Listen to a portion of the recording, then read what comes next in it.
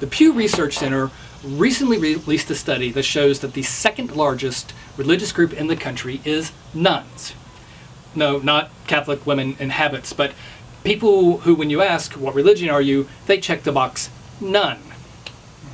This is atheists, agnostics, and people who consider themselves to be spiritual but not religious. Kind of like that cousin of yours with all the bumper stickers in the back of their minivan. Nuns now make up 22.8% of the population. The only larger group is evangelical Christians at 25.4%, and the third largest group is Catholics with 20.8%. Now, if you take it monolithically and include all denominations, then Christians make up about 70.6% of the country. This is actually in decline. From 2007 to 2014, that number dropped 7.8%. From 78.4% down to the current 70.6%. Some people are going to say that this is a bad thing. This is a horrible thing. This is a clear indicator that America has lost its way morally. Other people are going to say this is a great thing. It is an indicator that America has finally found its way morally. But that's not what I want to talk about. What I want to talk about is an aspect of privilege that most of us should be familiar with. The idea or the assumption that everyone you meet in America is a Christian. Now you see this all the time, well, at least fairly often, when someone asks, well, where do you go to church? Now I know you're thinking, what's wrong with that? Well, nothing.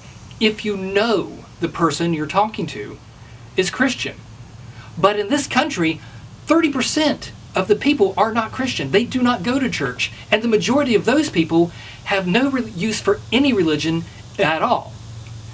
Other ways you see this are, like, there was a girl who used to work for me who once told me that everybody celebrates Christmas, whether or not they call it that or not. Or the woman who is looking for jobs in universities and tells me, is sure to tell me, that she's applying to Christian universities, as if this makes a large difference in my life, that I should be lauding her for her choice to try to teach at a Christian university. Now, she has made the assumption that I'm Christian, and frankly,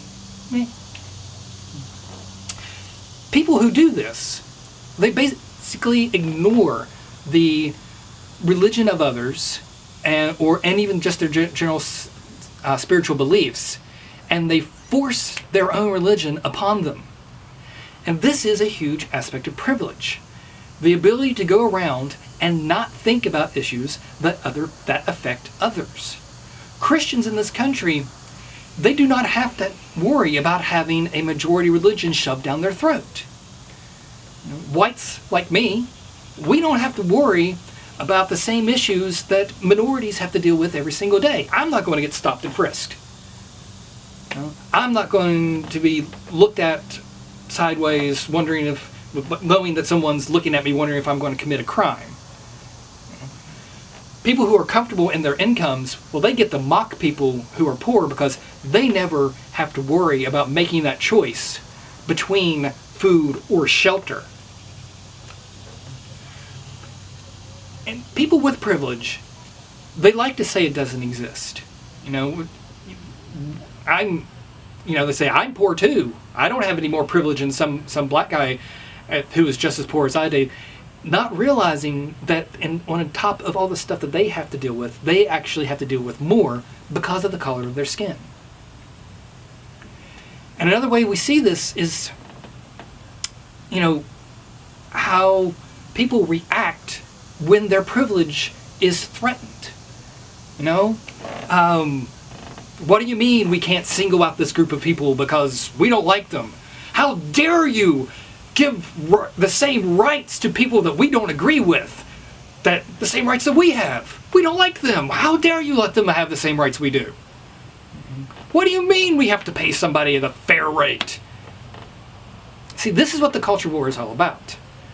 It's not so much really a culture war, but it's more about groups of people who traditionally have not had the privilege, have not had any power. Minorities, women, gays, transgender people, genderqueer people, we now have the legal, political, and even moral power to say, cut it out. We deserve the same rights that you deserve. You do not get to exercise this privilege over us anymore.